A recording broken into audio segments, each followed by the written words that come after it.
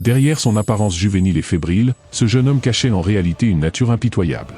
Rien ni personne ne pouvait entraver sa détermination. Il était prêt à écraser tous les obstacles sur son chemin pour atteindre son ultime objectif, réduire en esclavage les autres joueurs et mettre un terme à ce maudit jeu. On le connaissait sous un nom qui inspirait la terreur, le Faucheur Noir. Dès sa réincarnation, il n'avait pas hésité une seule seconde. D'un geste implacable, il avait plaqué un ange au sol, l'avait soumis aux pires sévices et sous les yeux d'une humanité impuissante, lui avait arraché les ailes. Ce n'était pas seulement un acte de violence, c'était une déclaration de guerre, un mépris absolu envers ceux de son espèce. Car derrière son éclatante pureté, cet ange n'était rien de plus qu'un être perverti, un tortionnaire qui pour son propre divertissement, avait enfermé des millions d'humains dans un jeu impitoyable où, sur 100 millions de participants, un seul pouvait espérer survivre. Mais cette fois, tout était différent. L'homme venait d'entamer sa 100e réincarnation. Lors de son cycle précédent, il avait surmonté chaque épreuve, traversé chaque niveau, s'élevant au-dessus de tous par sa seule force. Il n'avait compté que sur lui-même, repoussant sans cesse les limites de l'impossible. Mais au seuil de la dernière salle, alors qu'il pensait enfin en finir, le destin s'était brutalement refermé sur lui. L'accès à l'épreuve finale exigeait une équipe de 5 combattants.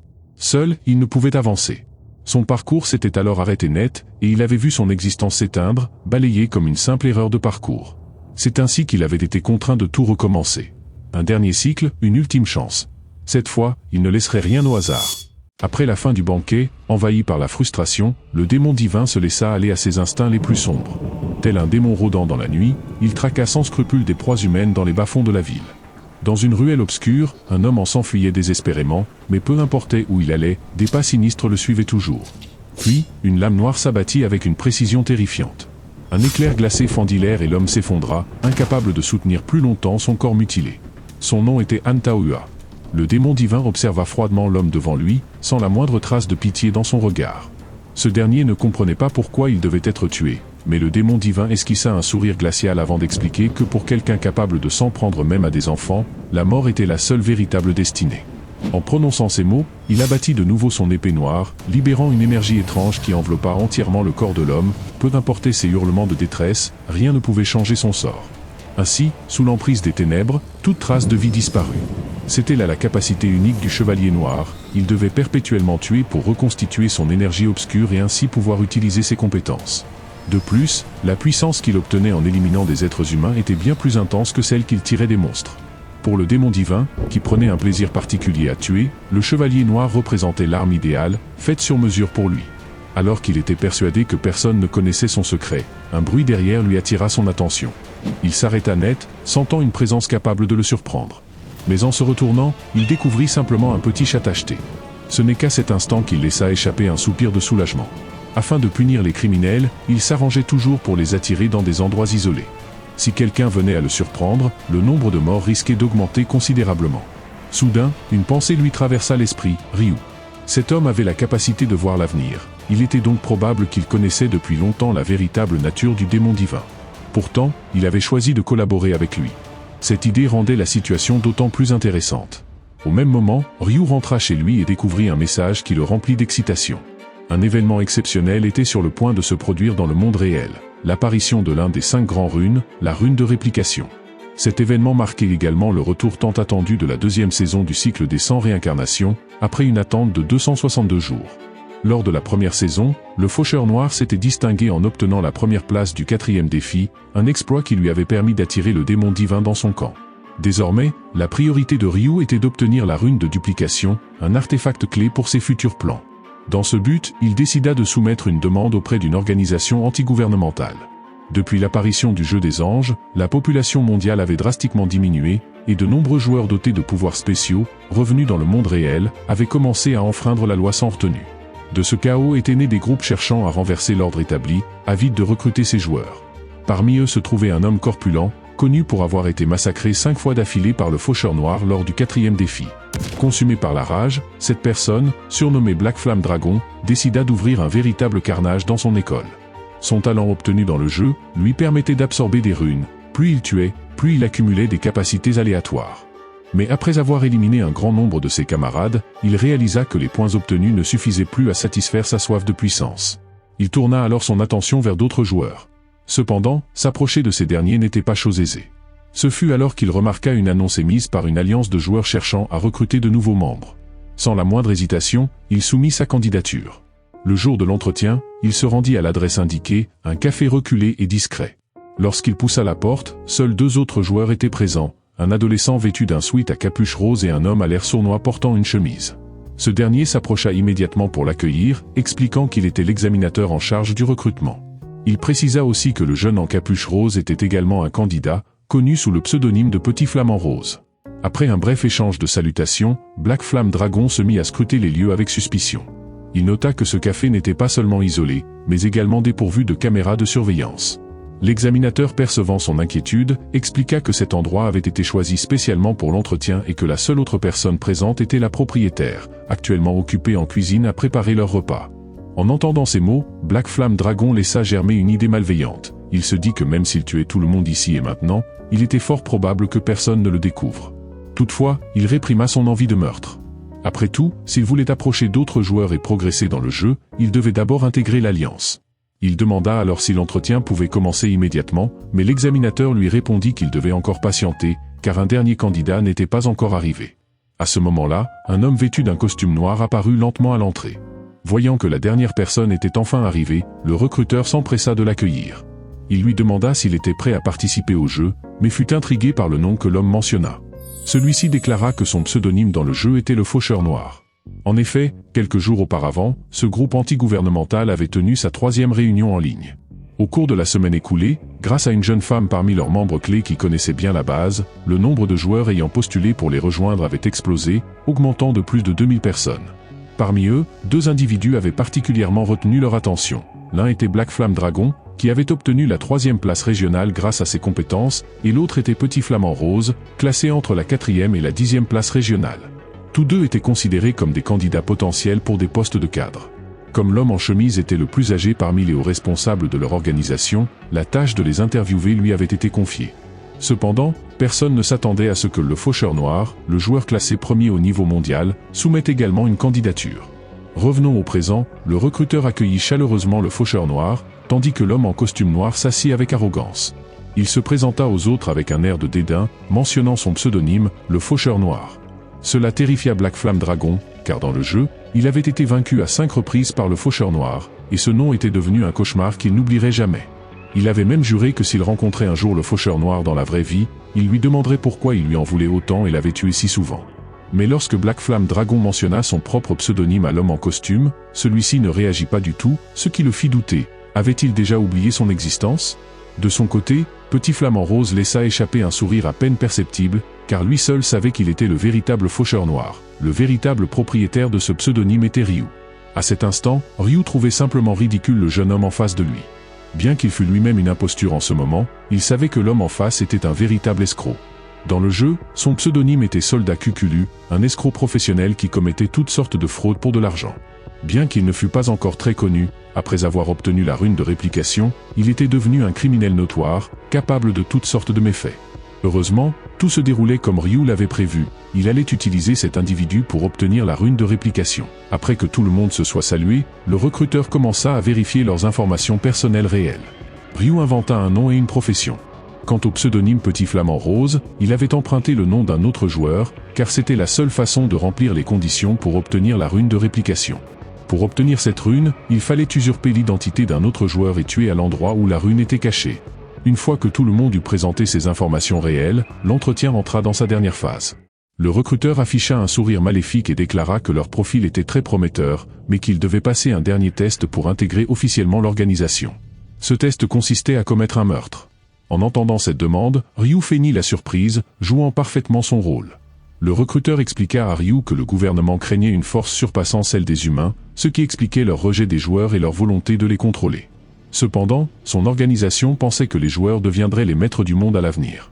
Pour créer un monde libre de toute contrainte légale, ils avaient besoin de prouver leur détermination, et le meurtre constituait, selon eux, la meilleure preuve. Il précisa néanmoins que ceux qui refusaient pouvaient partir immédiatement, mais qu'ils ne pourraient plus jamais bénéficier de leur aide.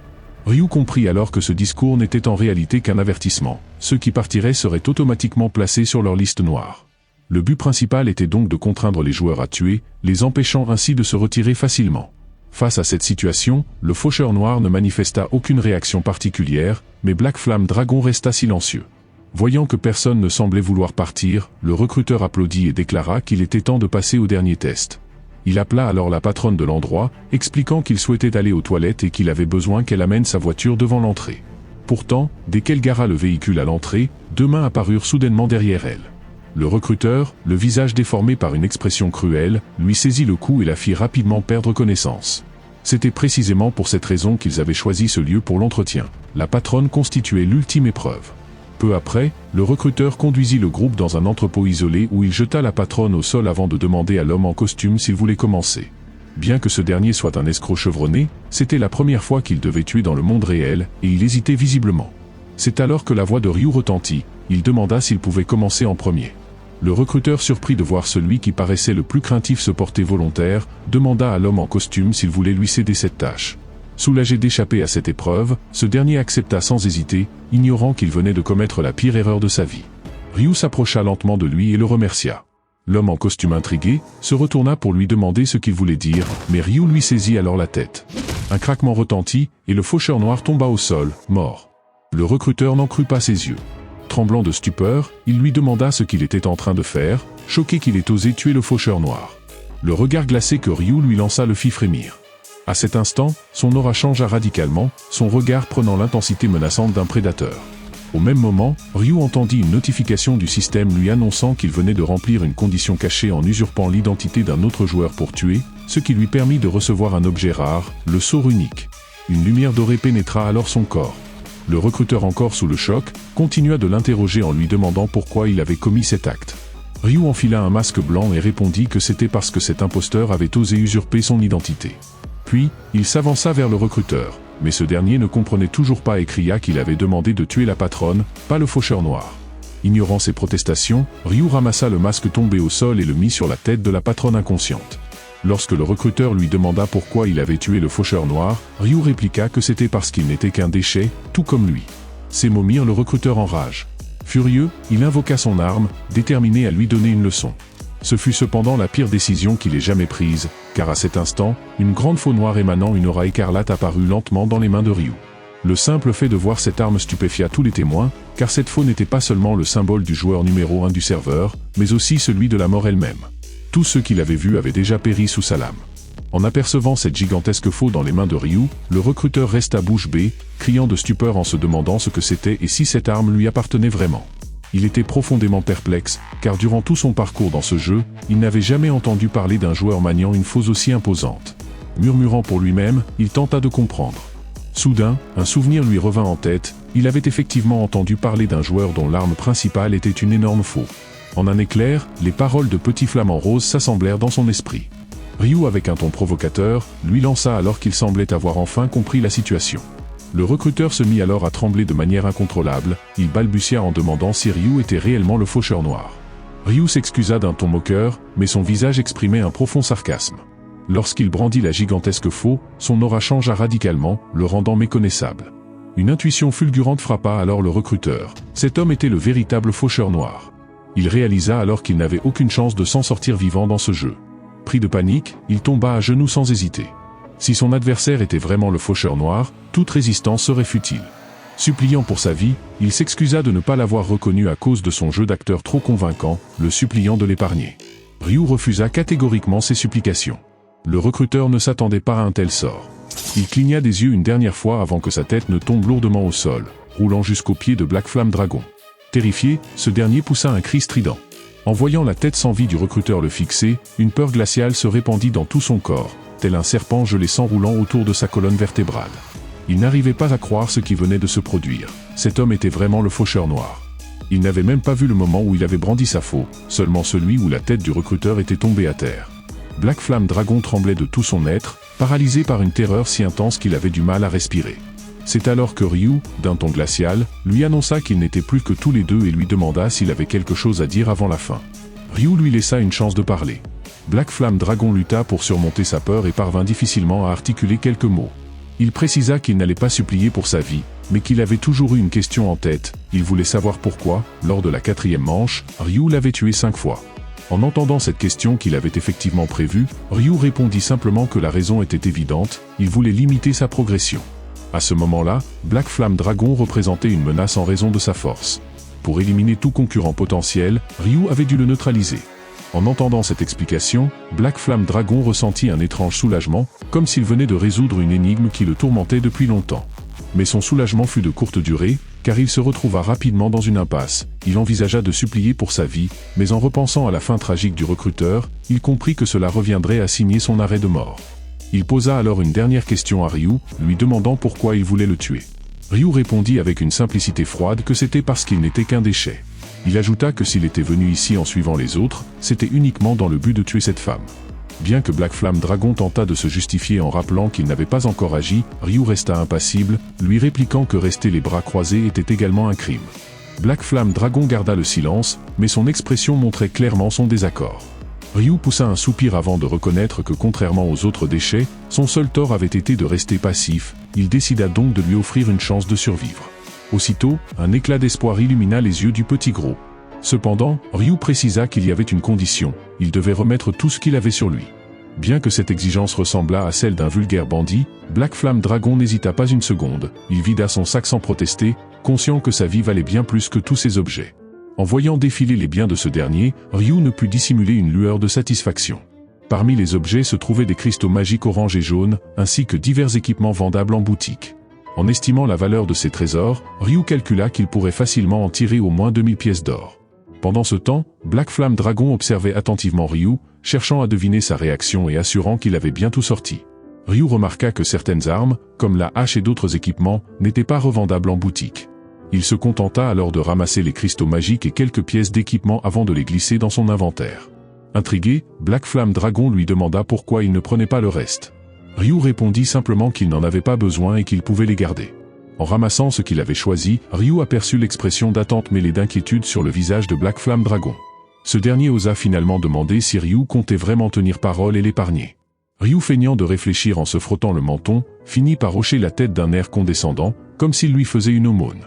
Il confirma qu'il respecterait sa promesse et le laisserait partir.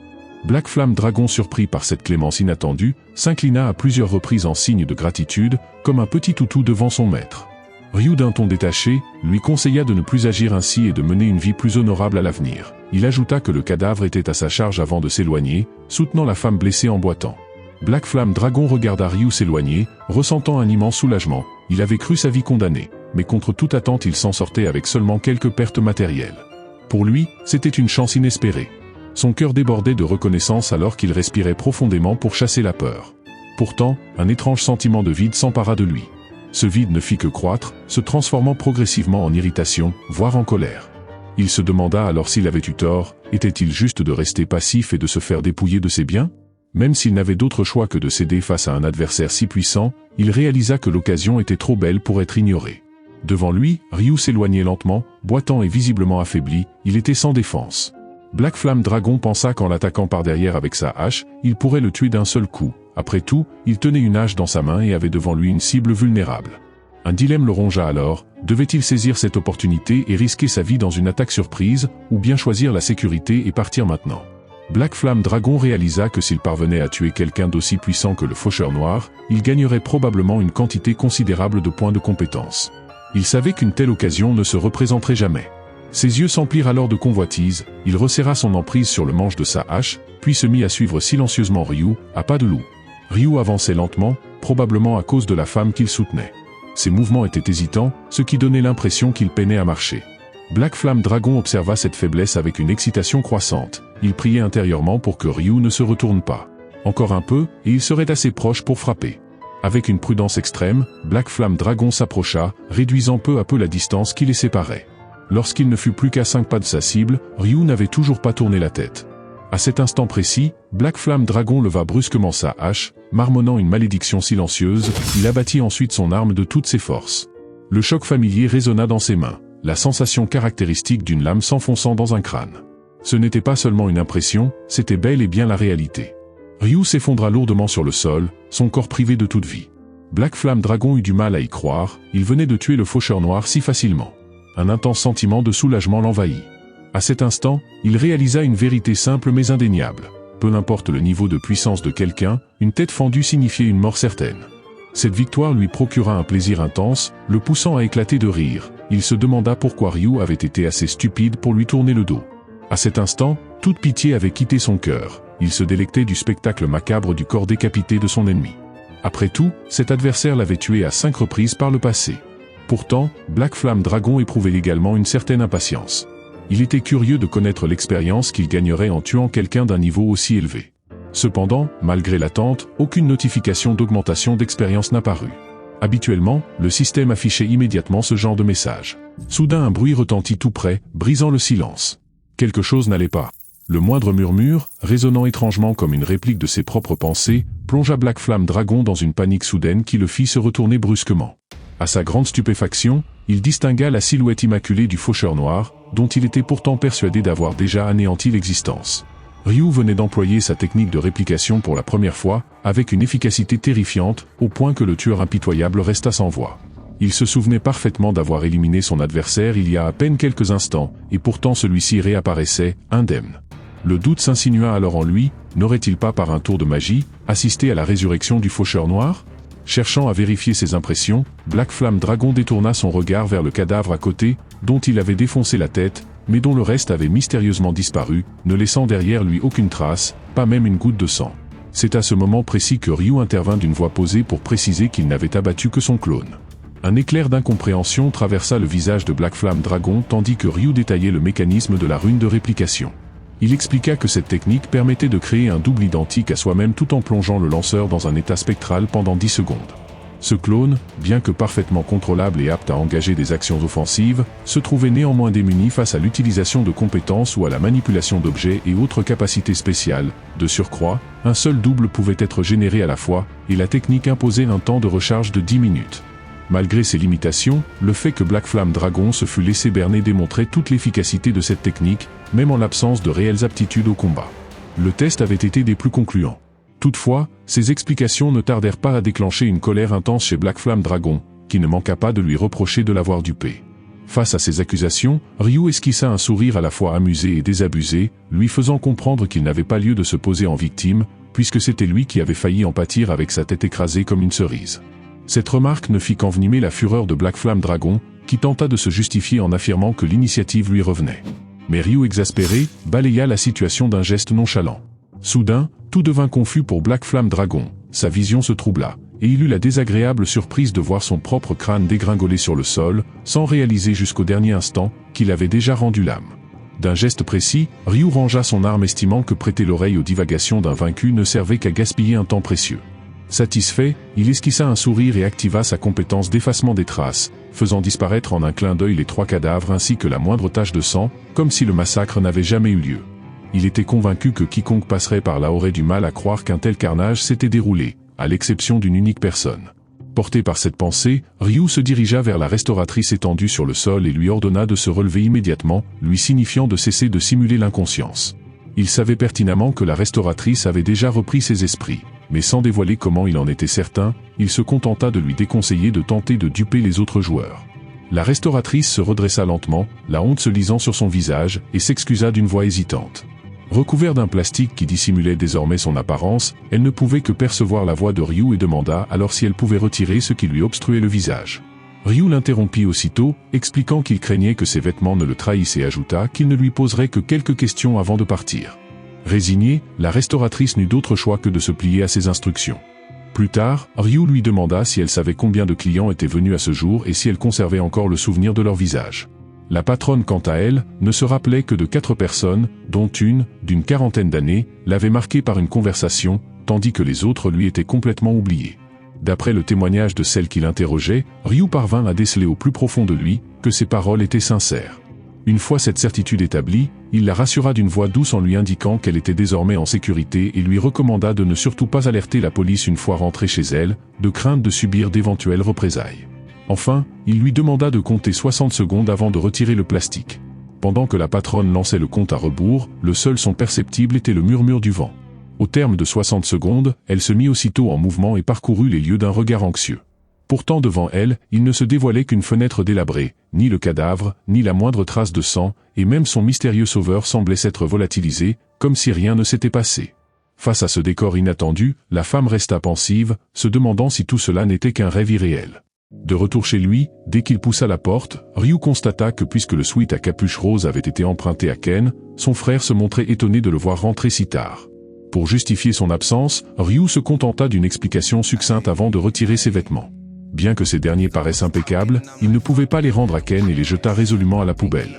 Ce geste attrista profondément son frère toujours si économe, tandis que Ryu lui expliquait que le vêtement avait perdu de son éclat et qu'il l'emmènerait en acheter un neuf, une proposition qui fit naître chez Ken une vive réticence. En effet, avec des individus tels que Black Flame Dragon, l'école avait cessé ses cours depuis longtemps, et ne pouvant sortir seul, Ken n'avait d'autre choix que de rester à la maison. À cet instant, Ryu décida de consacrer la journée suivante à s'amuser avec son frère.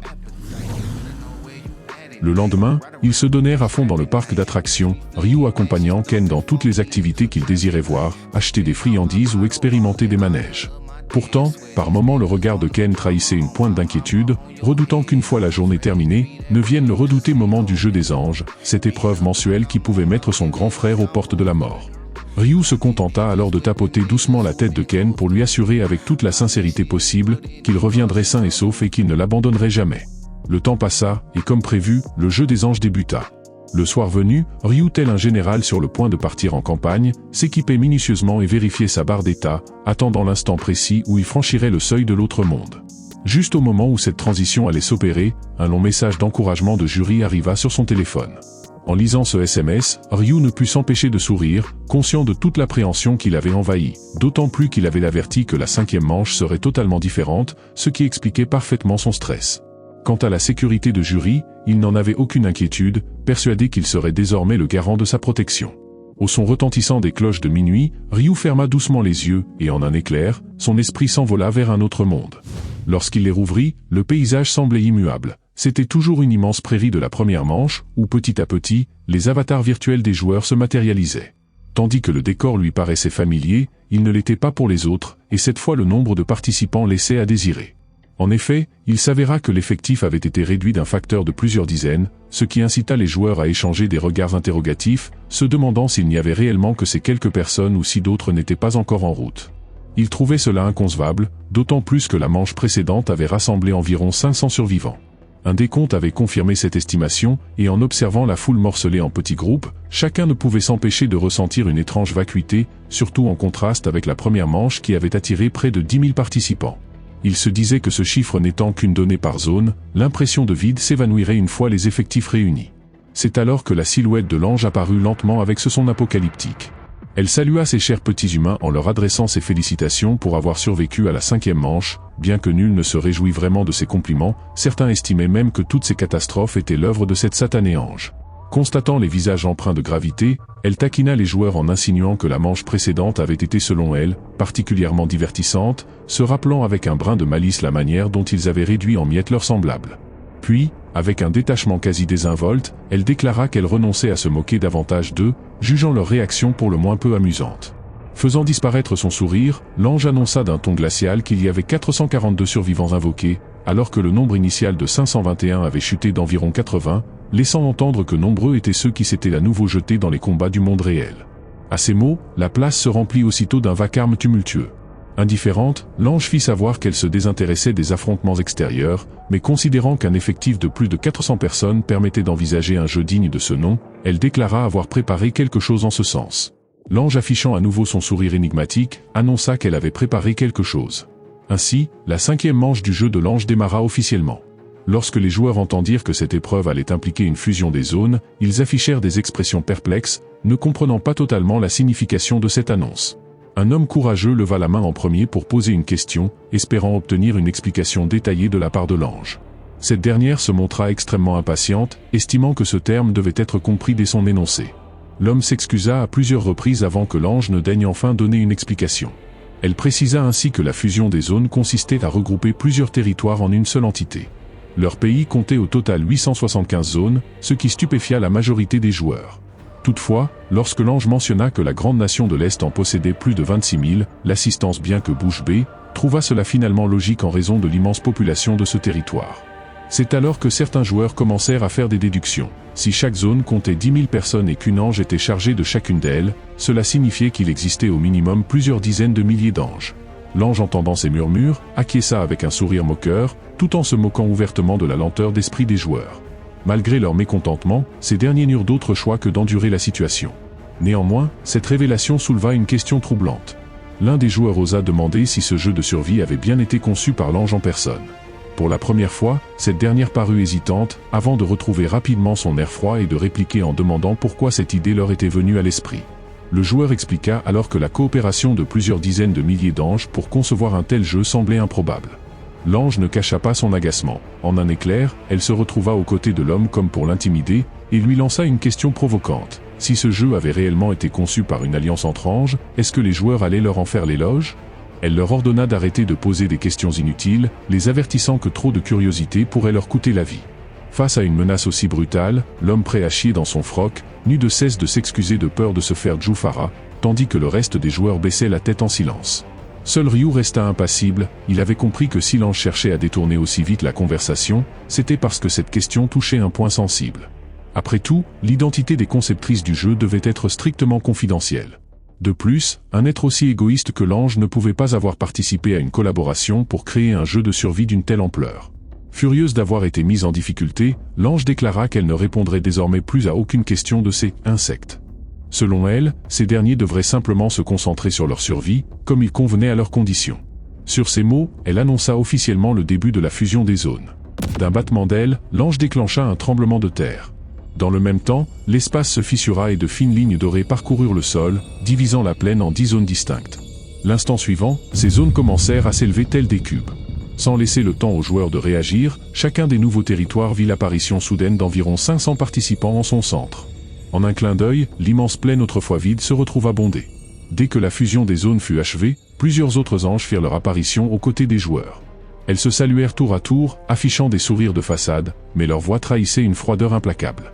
Réunies en cercle, elles commencèrent à discuter entre elles, se demandant laquelle d'entre elles allait expliquer les règles de cette nouvelle manche aux participants. L'ange Oliver, responsable de la zone précédemment administrée par Ryu, survola la plaine avant d'annoncer aux joueurs que faute de participants en nombre suffisant, une fusion des zones avait été effectuée. Désormais, 10 zones avaient été regroupées, portant le nombre total de joueurs à 4844.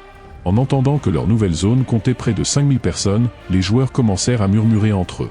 Oliver poursuivit en révélant le nom de la zone fusionnée. Désormais, elle serait appelée CESK 007 et elle était exclusivement composée de joueurs issus de Corée. En apprenant que leur nouveau territoire n'accueillait que des compatriotes, les joueurs se sentirent soulagés. Au moins, ils pouvaient encore communiquer entre eux. Toutefois, ils savaient qu'à l'avenir une mixité avec des joueurs d'autres pays était inévitable. Ryu, lui, comprenait mieux que quiconque que cette fusion n'était qu'un début. Chaque fois que le nombre de joueurs descendrait en dessous de 500, une nouvelle fusion aurait lieu. Il savait également que si le nombre de joueurs de la Corée chutait sous cette limite, il finirait par être mélangé à des joueurs étrangers. Cette prédiction allait se confirmer lors de la 4e fusion de la 11e manche du jeu. Cependant, ce que Ryu savait dépassait largement cette simple information, il était conscient qu'une épreuve supplémentaire allait bientôt être annoncée. Comme prévu, l'ange déclara qu'en l'honneur de la fusion des zones, un jeu spécial allait être organisé. Les règles étaient simples, un combat à mort opposerait les représentants des 10 nouvelles zones, et le dernier survivant deviendrait le chef de la zone fusionnée. En d'autres termes, il s'agissait d'un affrontement où un seul participant pourrait en ressortir vainqueur. Les joueurs entendant cela, observèrent la scène avec curiosité, sans manifester la moindre inquiétude. Après tout, ce combat ne les concernait pas directement, ils pouvaient se contenter d'être spectateurs. Cependant, les représentants des 9 autres zones ne purent cacher leur nervosité. S'entretuer pour un simple poste de représentant ne faisait certainement pas partie de leurs ambitions.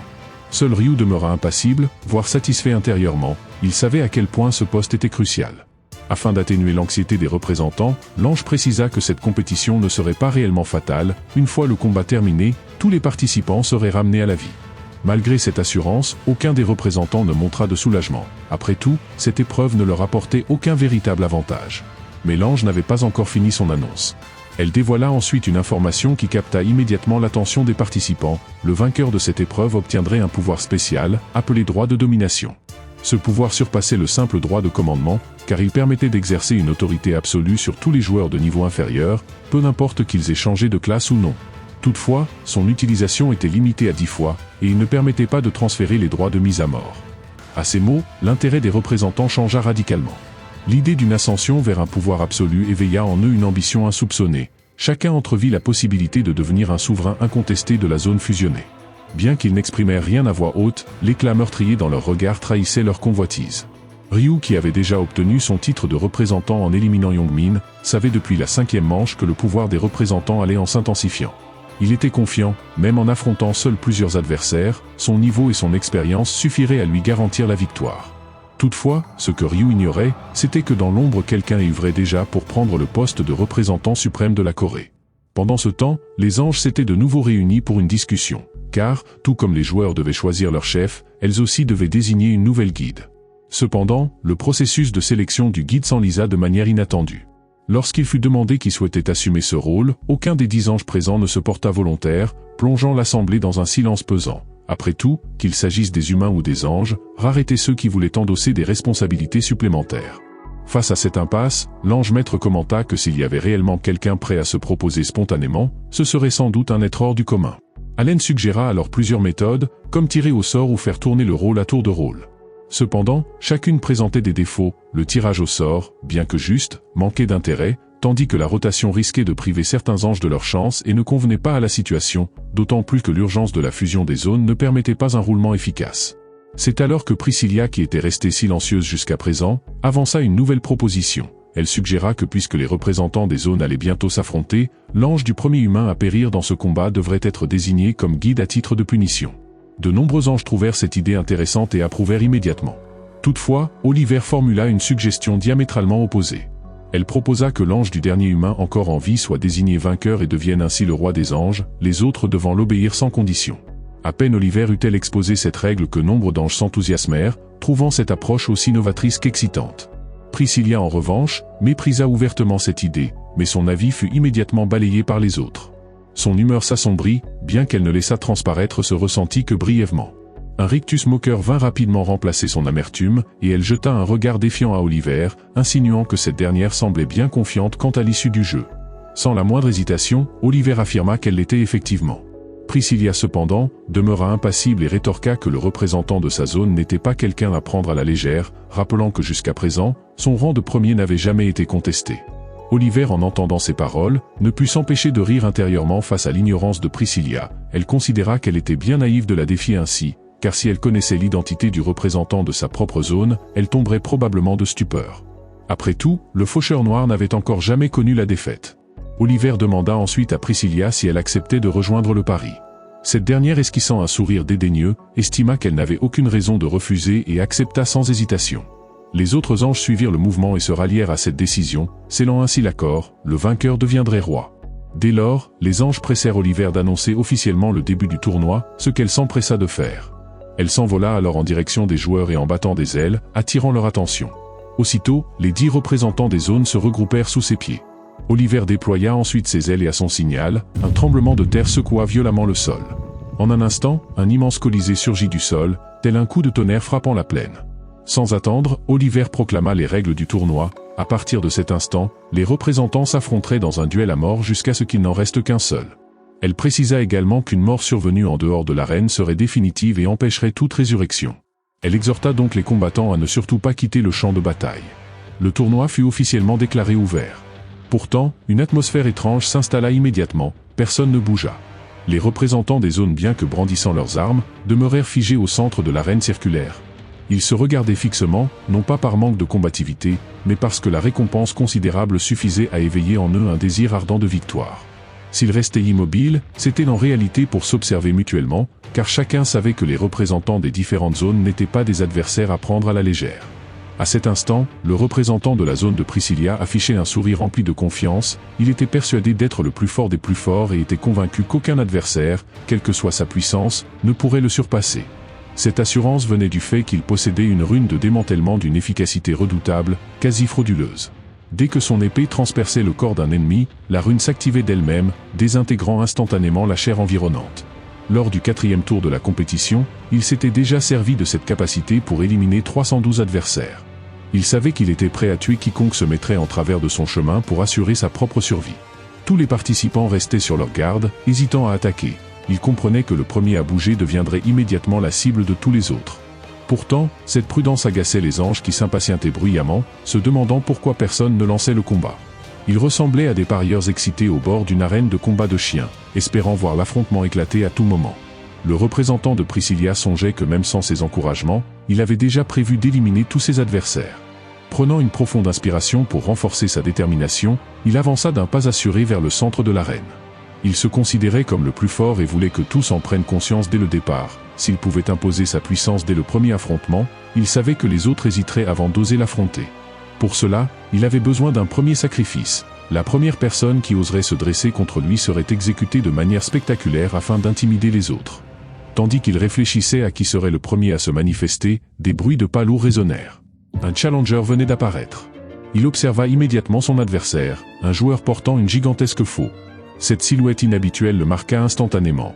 Il se demanda en silence comment une telle arme pouvait être maniée, car s'il avait déjà vu des hallebardes et des cimeterres, jamais encore il n'avait croisé un joueur équipé d'une faux.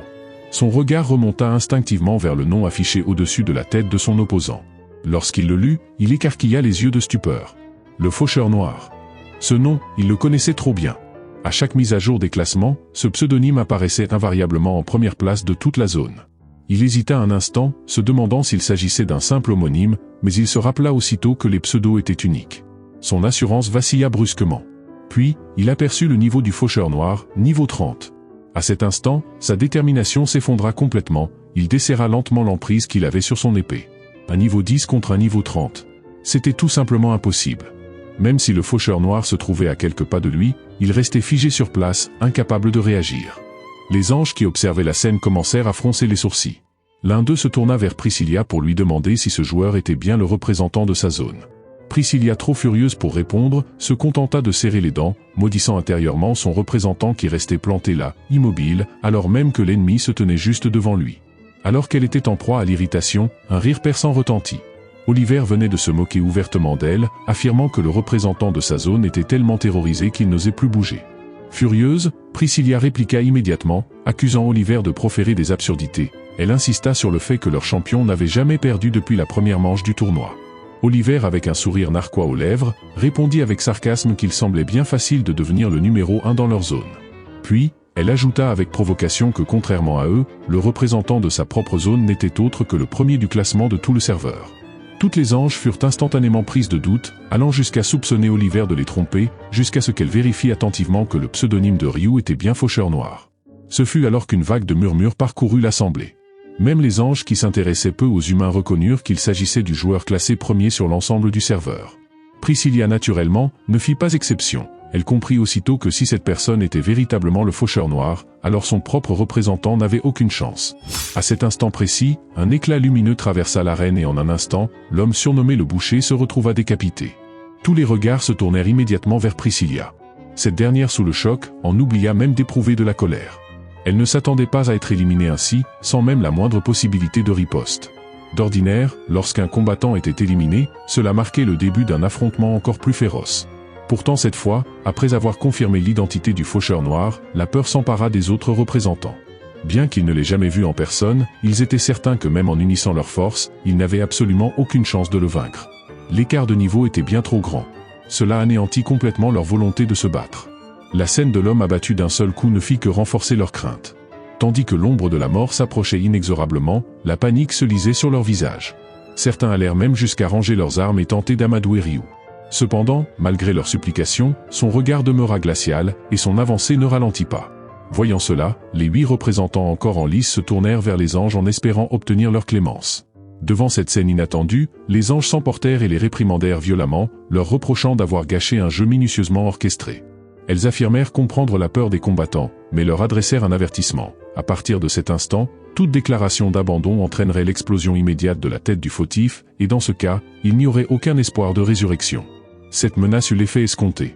Terrifiés à l'idée de mourir de manière définitive, les représentants cessèrent immédiatement de parler. Acculés, ils réalisèrent qu'ils n'avaient plus d'autre choix que de combattre.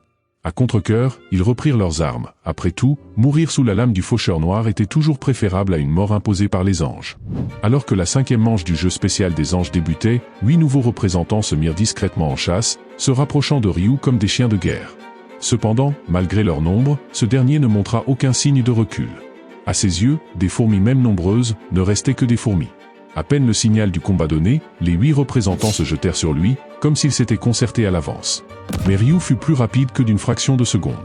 Doté de la capacité de lire les intentions de ses ennemis, il anticipa leur attaque avec aisance. En un éclair, il trancha la gorge de 4 d'entre eux avant même que les autres ne réagissent. Puis, dans une série de mouvements éclairs, il se déplaça à une vitesse foudroyante. À chaque passage, une tête roulait au sol. En un instant, les 8 représentants gisaient à ses pieds, réduits à l'état de cadavres. Un silence de mort s'installa dans l'arène. Aucun des anges ni des humains présents n'osa émettre le moindre son. Bien que le dénouement ait quelque peu déçu les anges, il était évident qu'un tel affrontement n'avait dès le départ offert aucun espoir de victoire aux challengers. Sans prononcer un mot, toutes partagèrent le même constat, tout était fini, le faucheur noir avait gagné. Autrement dit, Oliver était temporairement devenu le roi des anges. À cet instant, le visage de Priscilla se tordit de rage, affichant une expression terriblement menaçante. Incapable de contenir sa fureur, elle s'élança vers Oliver en lui reprochant d'avoir toujours su que l'issue du jeu serait ainsi. Oliver admit cela sans détour, ce qui la poussa à s'écrier devant l'assemblée qu'elle avait sciemment proposé ce pari en sachant qu'elle gagnerait, manipulant ainsi tout le monde. Face à cette accusation, Oliver répondit sans la moindre hésitation qu'il était bien naturel de proposer un jeu qui lui serait favorable, sans quoi, pourquoi aurait-elle pris cette initiative? Priscilla, décontenancée par cette franchise, resta sans voix. Oliver poursuivit en affirmant qu'elle n'avait forcé personne à accepter ce pari. Chacun l'avait trouvé intéressant, c'est pourquoi il avait été validé. Comptait-elle désormais revenir sur leur engagement? Priscilla, tremblant de colère, ne put retenir un spasme nerveux au coin de ses lèvres. Mais Oliver, au lieu de prendre son emportement au sérieux, se contenta de la railler, insinuant qu'elle souffrait peut-être de malnutrition. Devant cette provocation, Priscilla la traita de folle dans son esprit avant de se ruer sur elle. Pourtant, Oliver ne montra pas le moindre signe d'inquiétude.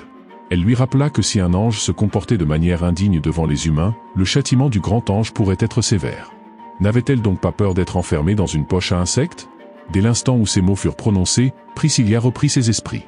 Ce châtiment consistait à être enfermé dans un espace minuscule de 0,5 mètres carrés, envahi d'insectes grouillants. Même les anges les plus soucieux de pureté en frissonnaient d'horreur.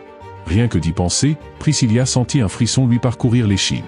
Ne pouvant contenir son aversion, elle se résolut à reculer de quelques pas, le regard rempli de frustration. Oliver, constatant son hésitation, ne se priva pas d'en rajouter en lui suggérant de la remercier. Priscilla hurla de rage, mais intérieurement, elle savait qu'elle avait raison. Finalement, Oliver, conformément au pari, devint le roi des anges et désigna Priscilla comme guide de la région intégrée jusqu'à ce qu'elle décide d'y mettre un terme. Furieuse mais impuissante, elle n'eut d'autre choix que d'accepter. Résignée, elle s'éleva alors au-dessus des joueurs. Après tout, un pari restait un pari. D'un battement d'ailes, un message s'afficha devant les yeux de tous. Le joueur faucheur noir devient le nouveau code régional de CESK 007. Ryu, quant à lui, resta impassible. Lorsqu'il ouvrit son panneau de compétences, il remarqua immédiatement l'apparition d'une nouvelle capacité temporaire, droit de suggestion. Cette compétence permettait d'imposer des ordres aux joueurs, qui sous son influence, seraient incapables de désobéir quelle que soit la situation. Son usage était limité à 10 fois, et chaque joueur ne pouvait être soumis qu'une seule fois. De plus, elle restait inefficace contre ceux dont le niveau était supérieur au sien. Contrairement au droit de commandement, cette aptitude s'appliquait à tout joueur, qu'il ait changé de classe ou non. Bien que cette compétence soit soumise à une restriction de niveau, il suffisait que Ryu atteigne un seuil suffisant pour dominer n'importe qui. Autrement dit, à partir du niveau 30, il aurait la capacité d'imposer sa volonté à n'importe quel joueur. Pendant ce temps, Priscilla entreprit de ressusciter les joueurs décédés. Une lumière éblouissante se répandit soudain dans l'arène, et les 9 joueurs précédemment décapités par Ryu retrouvèrent miraculeusement la vie. Étonnés, ils se demandèrent comment cela était possible, certains se rappelant distinctement avoir perdu la tête. Priscilla leur expliqua alors qu'ils avaient été tués par le faucheur noir. Désormais, ce dernier était le nouveau représentant régional. En entendant cela, quelques joueurs soupirèrent tandis que d'autres laissèrent échapper des commentaires résignés. En vérité, tous avaient compris dès le départ qu'ils n'avaient aucune chance contre lui, seule la pression exercée par les anges les avait forcés à se battre. Priscilla leur rappela qu'avec ce changement, leur autorité régionale leur était retirée. Cependant, elle tenta de les rassurer en soulignant qu'ils auraient toujours l'opportunité de la récupérer ultérieurement. Malgré ces paroles, personne ne se montra enthousiaste. Après tout, leur adversaire n'était autre que le faucheur noir, un être quasi invincible. Priscilla mit alors fin à l'annonce en déclarant que le jeu spécial des anges était désormais terminé et qu'elle allait présenter la mission officielle à venir. À ce moment-là, une nouvelle fenêtre de mission apparut, affichant l'objectif de la quête principale. Chaque joueur devait éliminer 300 orques en moins de 10 heures. Quant à la quête secondaire, elle consistait à collecter 4 fragments de la « pierre de l'équilibre », mais la récompense restait inconnue, affichée sous forme de points d'interrogation. À la vue de cette fenêtre de mission, les joueurs ouvrirent grand les yeux, certains s'exclamant avec surprise en se demandant pourquoi si peu de personnes pouvaient réussir ce tour, ne représentant qu'un quart des participants. En entendant ces plaintes, Priscilla, visiblement agacée, leur rétorqua avec impatience d'où leur venait tant de récriminations et s'ils souhaitaient vraiment que le nombre de survivants soit encore réduit. Face à cette remarque, les joueurs secouèrent la tête en silence. Priscilla poursuivit alors en expliquant que les tours précédents avaient été relativement simples et qu'il était donc normal que le nombre de gagnants soit réduit cette fois-ci, afin de relever la difficulté de la mission. Cependant, certains joueurs trouvèrent absurde cette nouvelle exigence, affirmant que tuer 300 orques ne serait pas compliqué, puisqu'ils n'étaient que de simples sbires dans le jeu. À ces paroles, Priscilla, exaspérée par l'arrogance des humains, laissa échapper un ricanement méprisant avant de leur répondre qu'ils se rendraient bien compte par eux-mêmes de la difficulté de la tâche une fois sur le terrain. Malgré cela, quelques joueurs continuèrent à poser des questions, notamment sur la récompense de la quête secondaire qui restait un mystère. Priscilla, avec un visage impassible, expliqua que cette fois-ci, contrairement au tour précédent, la quête secondaire était publique, bien que la récompense reste confidentielle. Pourtant, Ryu connaissait déjà la nature de cette récompense, une rune d'équilibre, l'un des 18 types de runes qu'il devait impérativement obtenir. Ryu comprit que cette rune ne pouvait être obtenue que par un seul joueur dans chaque région, car la quantité de pierres de l'équilibre était limitée. Il savait que, même si chaque région avait la possibilité de récupérer cette rune, rares seraient ceux qui réussiraient à réunir les fragments nécessaires. Bien que cette tâche soit ardue, il estima qu'elle n'était pas irréalisable. Contrairement aux quêtes secondaires habituelles, souvent considérées comme de simples ajouts facultatifs, celle-ci présentait un niveau de difficulté et une importance bien supérieure à la quête principale. En effet, tuer 300 orques était bien plus aisé que de rassembler 4 fragments de la pierre de l'équilibre. Sachant cela, Ryu se sentit rassuré. Peu de joueurs parviendraient à compléter cette quête secondaire et même parmi eux, rares seraient ceux qui rempliraient les conditions nécessaires à l'obtention de la rune. Seuls ceux qui, comme lui, avaient prévu cette éventualité et ajusté leurs statistiques en conséquence pouvaient espérer l'obtenir. Déterminé, il se promit de ne pas laisser passer cette opportunité. Pendant ce temps, Priscilla continua son explication. Elle précisa que la quête secondaire consistait bien à collecter les 4 fragments de la pierre de l'équilibre, mais qu'un seul joueur par région pouvait obtenir la récompense associée. Cette annonce provoqua l'étonnement parmi les joueurs, certains demandant pourquoi une seule personne pouvait être récompensée. Priscilla expliqua alors que chaque région ne disposait que de 4 fragments de la pierre. Un joueur exprima son inquiétude, que se passerait-il si personne ne parvenait à réunir les 4 fragments? Priscilla confirma que dans ce cas, la quête échouerait. Toutefois, elle ajouta que les joueurs avaient la possibilité de s'emparer des fragments détenus par d'autres en les éliminant. À cette révélation, un frisson parcourut l'assemblée. Certains réalisèrent que cette règle ressemblait à la bataille pour le titre de représentant régional. Priscilla, avec un sourire glacial, leur fit comprendre que bien entendu, seule la pierre de l'équilibre pouvait être volée et que, contrairement au tour précédent, toute mort serait définitive et empêcherait toute résurrection. À ces mots, l'idée d'une mort irréversible sema le doute parmi les joueurs. Tuer pour une quête secondaire semblait un risque bien trop grand. Mais Ryu, lui, considérait les choses autrement, il suffirait d'ignorer le danger et d'agir sans hésitation. Après tout, le risque n'était qu'un frein psychologique. S'il laissait de côté sa conscience et ses valeurs morales, tuer d'autres joueurs ne représenterait aucun problème. Lors du 4e tour, il avait déjà envisagé ce scénario à plusieurs reprises. Alors que certains joueurs restaient hésitants, d'autres en revanche, semblaient avoir pris leur décision. Dans leur regard, une lueur étrange scintillait, ils étaient prêts à tout pour mener à bien leur mission. Priscilla insista une dernière fois sur le fait que, bien que la mission secondaire soit importante, elle ne l'était pas autant que la mission principale. Elle précisa que si les joueurs ne parvenaient pas à éliminer 300 orques en 10 heures, ils seraient tous éliminés, et même s'ils accomplissaient la mission par la suite, ils ne pourraient pas figurer dans le classement. En entendant cela, les joueurs acquiescèrent, convaincus qu'ils pourraient terminer la tâche dans le délai imparti, le temps restant leur semblant suffisant. Après avoir déclaré qu'elle avait tout dit et espéré que chacun donnerait son maximum, Priscilla disparut avec les autres anges, laissant derrière elle un sentiment d'inquiétude. Simultanément, un compte à rebours indiquant le temps restant pour ce tour apparut, il restait 9 heures, 59 minutes et 59 secondes avant la fin de la manche. Le ciel d'un bleu limpide, contrastait fortement avec l'atmosphère pesante qui régnait sur la plaine. Fixant la fenêtre de progression, Ryu ne perdit plus de temps. Il comprenait que comme l'avait souligné l'ange, la mission secondaire était alléchante, mais la mission principale restait la priorité absolue. Seul l'accomplissement rapide de l'élimination des 300 orques lui assurerait sa survie. Il se dit qu'il valait mieux mettre la mission secondaire de côté pour le moment, de même que l'aide qu'il comptait apporter à Juri. Il savait qu'il ne pourrait profiter des récompenses qu'en terminant sa tâche au plus vite. Ryu était persuadé qu'agir seul serait bien plus efficace que de s'allier à d'autres. Avec sa force, même sans effet de renforcement, venir à bout des 300 orques ne lui prendrait que quelques instants. De plus, il s'était déjà assuré que Juri soit consciente du danger que représentaient les orques, et elle n'allait sans doute pas faire d'imprudence. Se préparant à établir un nouveau record, il accéléra le pas. Lorsqu'il apparut, sa faux noire à la main, un frisson de panique parcourut les joueurs, qui s'écartèrent immédiatement. Ce ne fut qu'en voyant la lame sombre filer à toute vitesse sans les toucher qu'ils osèrent enfin respirer. Un jeune homme plus audacieux que les autres suggéra alors de le suivre, ce qui déclencha des regards effrayés parmi les joueurs. Certains lui demandèrent s'il était devenu fou, lui rappelant que suivre le faucheur noir revenait à se livrer à lui. Tous avaient entendu parler de ses méthodes impitoyables, mais le jeune homme rétorqua que c'était toujours mieux que d'attendre passivement la mort. Il ajouta que le faucheur noir était toujours plus rapide que les autres et finissait systématiquement en tête du classement. Son raisonnement, bien que troublant, semblait logique. Un silence pesant s'installa un instant parmi le groupe. Estimant que maintenir une distance de sécurité suffirait, le jeune homme se convainquit qu'il n'y avait aucun risque et se lança sans hésiter à la poursuite de Ryu. Après quelques secondes d'hésitation, d'autres joueurs, comprenant que rester sur place ne ferait que précipiter leur perte, décidèrent à leur tour de suivre le mouvement. Le jeu étant lancé, il leur fallait absolument trouver et éliminer les orques. Pourtant, ce qu'ils virent ensuite les figea sur place. Si tu as manqué les précédentes parties, tu peux trouver les liens en description de cette vidéo ou tu peux cliquer en haut à droite. Surtout, n'oublie pas de liker cette vidéo et de t'abonner si ce n'est pas encore fait. De son côté, le faucheur noir semblait déjà connaître le chemin menant aux orques. Peu après, les joueurs aperçurent un petit village encerclé de palissades en bois brut. Ils comprirent instinctivement qu'il s'agissait d'un repère d'orques. Effectivement, à l'entrée du village, une créature imposante montait la garde.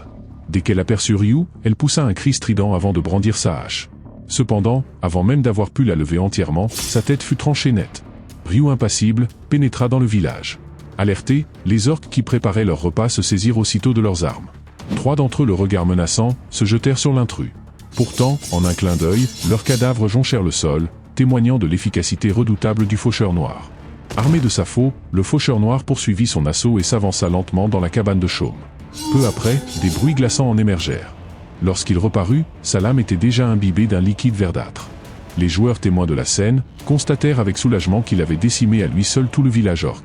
Ils en vinrent à penser que ces créatures n'étaient finalement pas si redoutables, les comparant aux monstres qu'ils avaient affrontés auparavant. Cependant, certains se demandèrent si cette impression ne venait pas simplement du fait que le faucheur noir était trop puissant. La majorité d'entre eux restaient cependant persuadés qu'ils pourraient eux aussi en faire autant. Après tout, dans les paramètres du jeu, les orques étaient considérés comme des monstres relativement faibles, et la situation actuelle semblait confirmer cette théorie. Pourtant, personne n'osait encore baisser sa garde. Un joueur rappela qu'il valait toujours mieux être prudent, et les autres acquiescèrent aussitôt, conscients qu'ils ne pourraient juger de la véritable force de leurs ennemis qu'après les avoir affrontés eux-mêmes. Une vingtaine de joueurs se mirent aussitôt en mouvement, bien que le jeu ne les obligeât pas à former des groupes. Chacun avait sa propre stratégie. Certains pensaient qu'il était plus sûr de rester ensemble, car cela garantissait une meilleure protection grâce aux membres jouant le rôle de tank. D'autres voulaient simplement observer la situation avant d'agir seuls dès que l'occasion se présenterait. Bientôt, l'un des joueurs les plus attentifs remarqua une ombre au loin. En un instant, tous se précipitèrent dans cette direction. Ils découvrirent alors un village 3 fois plus grand que celui que le faucheur noir avait précédemment rasé. Tandis qu'ils s'émerveillaient de la taille du lieu, un orc posté en sentinelle fit retentir un corps. Face à cette situation, les joueurs échangèrent des regards perplexes, se demandant ce que cela signifiait. Certains supposèrent que l'orc appelait des renforts, et leurs doutes furent confirmés lorsque plus de 50 orcs surgirent en masse de l'enceinte en bois. Pris de court, les joueurs réalisèrent trop tard qu'ils étaient désormais encerclés. Une vague d'effroi se répandit parmi eux, leurs visages figés dans la stupeur, trahissaient leur désespoir. Bien qu'ils aient pressenti un piège, ils ne s'étaient pas attendus à voir autant d'ennemis surgir d'un coup. Alors qu'ils tentaient de trouver une issue, un orc poussa un hurlement strident. Ce cri sonna comme un signal de charge, et en un instant, la horde se rua sur eux. Contraints d'engager le combat, les joueurs dégainèrent leurs armes et s'élancèrent à leur tour. Cependant, ils remarquèrent vite qu'ils pouvaient aisément esquiver les attaques adverses. Ils s'étonnèrent de la faiblesse de leurs assaillants. Bien que leur hache soit lourde et puissante, elle manquait de vitesse. Voyant là une opportunité, les joueurs contre-attaquèrent aussitôt. Le premier coup porté déchira sans peine la chair d'un orc, mais à leur grande stupeur, les joueurs s'aperçurent que leurs armes étaient restées coincées dans les muscles de leur ennemi. Ce dernier possédait une structure corporelle si particulière qu'une fois la lame enfoncée, il devenait presque impossible de la retirer. C'est alors qu'un orc enragé abattit sa hache sur l'un des joueurs. Un bruit sinistre de fracture retentit, et la victime s'effondra au sol. Voyant cela, les autres orcs ne laissèrent aucune chance aux survivants. L'assaut reprit de plus belle, et les joueurs commencèrent rapidement à perdre du terrain. Malgré leurs efforts pour riposter, ils réalisèrent avec effroi que les orcs faisaient preuve d'une endurance insoupçonnée. Même lorsqu'ils parvenaient à en abattre un autre prenait immédiatement sa place. Le combat s'éternisa, et peu à peu le nombre de survivants diminua. Les cris de détresse résonnèrent à travers tout le village, tandis que les joueurs accablés de remords comprenaient leur erreur. Bien qu'ils se soient promis d'être prudents, ils avaient sous-estimé ses ennemis. L'un d'eux, à bout de force, se laissa tomber à genoux, murmurant avec amertume qu'il était inconcevable d'avoir été vaincu par de simples orques. À l'instant où les paroles furent prononcées, les 20 joueurs furent entièrement anéantis. Après avoir une nouvelle fois exterminé un village orc, ils se dirigeaient rapidement vers le suivant. Mais en jetant un regard en arrière par pure habitude, il s'aperçut que les 20 joueurs qui le suivaient un peu plus tôt avaient disparu. Bien que Ryu ne soit pas particulièrement compatissant, il ne pouvait s'empêcher d'être intrigué par leur soudaine absence. Il estima toutefois que tant qu'il ne commettait pas l'erreur d'attaquer un vaste campement orc, il ne devrait pas avoir de problème. En règle générale, il valait mieux éviter les villages dotés de tours de guet, car ces endroits abritaient des populations conséquentes. Une simple alerte pouvait rassembler plus de 50 orques en quelques instants, sans compter que l'intérieur du camp contenait souvent plusieurs centaines d'individus. Avec seulement une vingtaine de joueurs, il était impossible d'en sortir victorieux. La véritable difficulté des orques résidait dans leur comportement en meute, ils se déplaçaient rarement seuls et leurs caractéristiques physiques surpassaient largement celles des humains. Leur musculature était si dense qu'une lame plantée en eux devenait difficile à retirer. De plus, leur endurance hors norme rendait inefficace toute stratégie reposant sur des blessures superficielles. La seule solution pour les vaincre était donc de viser leur point faible, la gorge, afin de les abattre en un seul coup. Tout en réfléchissant à cela, Ryu poursuivit sa route à vive allure vers une autre colonie orque. Le même spectacle se reproduisit. En l'espace de quelques instants, le village fut entièrement anéanti. Lorsque le dernier orc s'effondra lourdement, il fit apparaître une fenêtre de statut indiquant qu'il lui restait encore 8h59 avant la fin de cette manche. En seulement 1 heure, il avait déjà accompli la quête principale. D'ailleurs, en consultant la liste des joueurs ayant terminé la mission, il constata qu'il était le seul à l'avoir fait, que ce soit dans cette zone ou à l'échelle du jeu tout entier. C'est précisément cette certitude qui expliquait son calme absolu. Puisqu'il avait assuré sa première place, il était désormais temps des jurys. Sans plus attendre, il activa sa compétence de traçage. Au même moment, de l'autre côté du champ de bataille, un groupe de passionnés d'alpinisme tentait tant bien que mal de tenir tête aux orques. Au cœur de l'affrontement, un joueur à bout de souffle demanda à leur chef comment il s'en sortait. Ce dernier haletant peinait à répondre, il venait d'échapper de justesse à la mort et n'avait toujours pas repris ses esprits. Un autre membre de l'équipe, le visage crispé par l'effort, laissa éclater son mécontentement. Il s'étonna que ces orques, qui ressemblaient à de simples porcs bipèdes, soient aussi redoutables. Il se hâta alors d'avertir ses compagnons qu'il valait mieux ne pas les sous-estimer. En réalité, après cette bataille, tout le monde avait déjà pleinement conscience de la situation et comprenait qu'affronter seuls les orques était tout simplement impossible.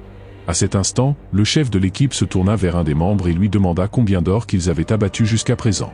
Après un bref instant de réflexion, ce dernier estima qu'ils en avaient éliminé environ 50. Le chef fronça les sourcils. Son expression se fit grave tandis qu'il analysait la situation. En 1 heure, il n'avait réussi à tuer que 50 orques. Ce rythme n'était pas rassurant. Un observateur extérieur pourrait considérer ce chiffre comme acceptable, mais en réalité, avec 5 personnes dans leur groupe, cela signifiait que chacun n'avait abattu qu'une dizaine d'orques. S'il continuait sur cette lancée, il était non seulement impossible d'accomplir l'objectif des 300 orques en 10 heures, mais il devenait même incertain qu'ils puissent éviter l'élimination. Or, être éliminé signifiait la mort. Cette prise de conscience pesa lourdement sur le moral de l'équipe. D'un commun accord, les 5 joueurs poussèrent un profond soupir. Il devenait impératif de trouver une stratégie efficace au plus vite. Après un moment de réflexion, Shoyongo, le chef du groupe, proposa qu'ils attaquent un village plus grand. Toutefois, à peine avait-il formulé cette idée que ses compagnons exprimèrent leur inquiétude. L'un d'eux s'interrogea sur le danger d'une telle initiative, rappelant qu'ils avaient déjà du mal à affronter 3 orques à la fois. Se lancer contre un village plus vaste leur semblait irréalisable. Un autre suggéra qu'il serait plus prudent de continuer à traquer les petits villages, une méthode plus sûre selon lui. Face aux objections de ses compagnons, Shoyongo hocha calmement la tête. Puis, avec une détermination inébranlable, il déclara qu'il ne pouvait pas contredire leurs arguments et qu'il ne comptait pas les forcer à le suivre. Cependant, il insista sur un point essentiel. Dans un navire sur le point de couler, il n'y aurait jamais d'espoir.